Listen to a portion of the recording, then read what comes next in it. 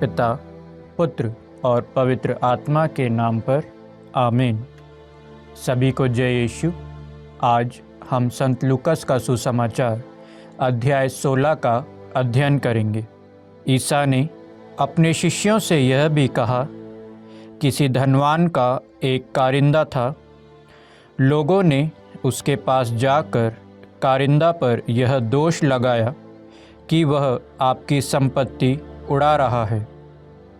इस पर स्वामी ने उसे बुलाकर कहा, यह मैं तुम्हारे विषय में क्या सुन रहा हूँ?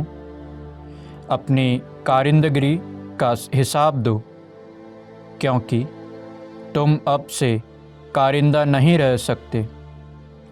तब कारिंदा ने मन ही मन यह कहा, मैं क्या करूं?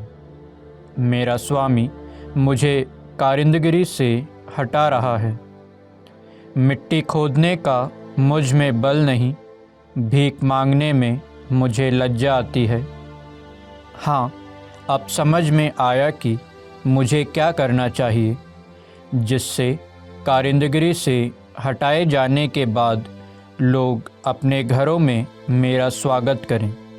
उसने अपने मालिक के कर्जदारों को एक एक कर बुलाकर पहले से कहा, तुम पर मेरे स्वामी का कितना ऋण है? उसने उत्तर दिया, 100 मन तेल।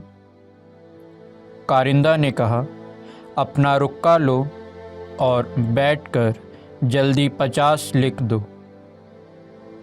फिर उसने दूसरे से कहा, तुम पर कितना ऋण है? उसने कहा, 100 मन गेहूँ। कारिंदा ने उससे कहा, अपना रुक्का लो और 80 लिख दो। स्वामी ने बेईमान कारिंदा को इसलिए सराहा कि उसने चतुराई से काम किया, क्योंकि इस संसार की संतान आपसी लेन देन में ज्योति की संतान से अधिक चतुर है। और मैं तुम लोगों से कहता हूँ, झूठे धन से अपने लिए मित्र बना लो, जिससे उसके समाप्त हो जाने पर वह परलोक में तुम्हारा स्वागत करें। जो छोटी से छोटी बातों में ईमानदार है, वह बड़ी बातों में भी ईमानदार है, और जो छोटी से छोटी बातों में बेईमान है, वह बड़ी बातों में भी बेईमान है। यदि तुम झूठे धन में ईमानदार नहीं ठहरे, तो तुम्हें सच्चा धन कौन सौंपेगा? और यदि तुम पराये धन में ईमानदार नहीं ठहरे, तो तुम्हें तुम्हारा अपना धन कौन देगा? कोई भी सेवक 2 स्वामी की सेवा नहीं कर सकता, क्योंकि वह या तो एक से बैर और दूसरे से प्रेम करेगा, या एक का आदर और दूसरे का तिरस्कार करेगा। तुम ईश्वर और धन दोनों की सेवा नहीं कर सकते। फरीसी जो लोभी थे, ये बातें सुनकर ईसा की हंसी उड़ाते थे। इस पर ईसा ने उनसे कहा, तुम लोग मनुष्यों के सामने तो धर्मी होने का ढोंग रचते हो, परंतु ईश्वर तुम्हारा हृदय जानता है। जो बात मनुष्यों की दृष्टि में महत्व रखती है, वह ईश्वर की दृष्टि में घृणित है। योहन तक संहिता और नबियों का समय था। उसके बाद से ईश्वर के राज्य का सुसमाचार सुनाया जाता है, और सब उसमें प्रवेश करने का बहुत प्रयत्न कर रहे हैं। आकाश और पृथ्वी टल जाए तो टल जाए, परंतु संहिता की एक मात्रा भी नहीं टल सकती। जो अपनी पत्नी का परित्याग करता और किसी दूसरी स्त्री से विवाह करता है, वह व्यभिचार करता है, और जो पति द्वारा परित्यक्ता से विवाह करता है, वह व्यभिचार करता है। एक अमीर था जो बैंगनी वस्त्र और मलमल पहनकर प्रतिदिन दावत उड़ाया करता था।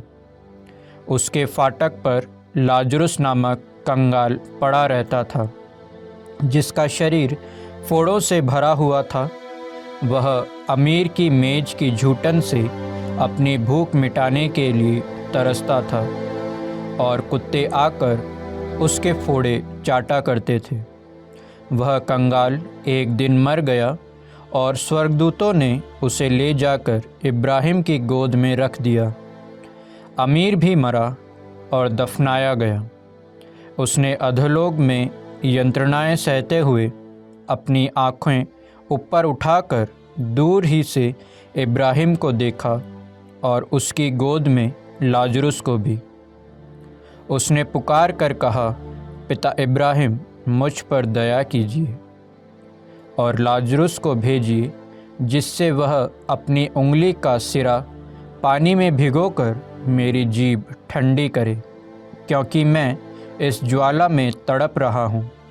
इब्राहिम ने उससे कहा, बेटा, याद करो कि तुम्हें जीवन में सुख ही सुख मिला था और लाजरुस को दुख ही दुख। अब उसे यहाँ सांत्वना मिल रही है और तुम्हें यंत्रणा। इसके अतिरिक्त हमारे और तुम्हारे बीच एक भारी गर्त अवस्थित है। इसलिए यदि कोई तुम्हारे पास जाना भी चाहे तो वह नहीं जा सकता और कोई भी वहाँ से इस पार नहीं आ सकता। उसने उत्तर दिया, पिता, आपसे एक निवेदन है। आप लाजरुस को मेरे पिता के घर भेजिए, क्योंकि मेरे 5 भाई हैं। लाजरुस उन्हें चेतावनी दे, कहीं ऐसा ना हो कि वे भी यंत्रणा के इस स्थान में आ जाएं। इब्राहिम ने उससे कहा, मूसा और नबियों की पुस्तकें उनके पास है, वे उनकी सुने। अमीर ने कहा, पिता इब्राहिम, वे कहाँ सुनते हैं?